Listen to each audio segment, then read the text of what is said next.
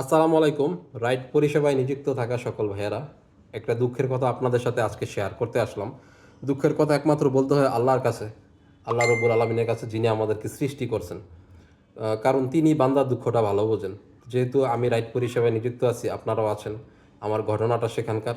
আপনারা আমার এই ঘটনা শুনলে আপনারা একটু সতর্ক হতে পারবেন। পাশাপাশি আপনারা বুঝবেন যে আসলে আমি ভুক্তভোগী, কতটা ভুক্তভোগী। তো মূল বিষয়টা হচ্ছে এরকম: পাঠাও আর হচ্ছে ইনড্রাইভ, এই দুইটা অ্যাপের বিডিং সিস্টেম। এই দুইটা অ্যাপের বিডিং সিস্টেমের কারণে আমি প্রতিনিয়ত সমস্যার সম্মুখীন হচ্ছি দুইটা বিষয়ে। এক নাম্বার হচ্ছে দুর্ঘটনার ঝুঁকি।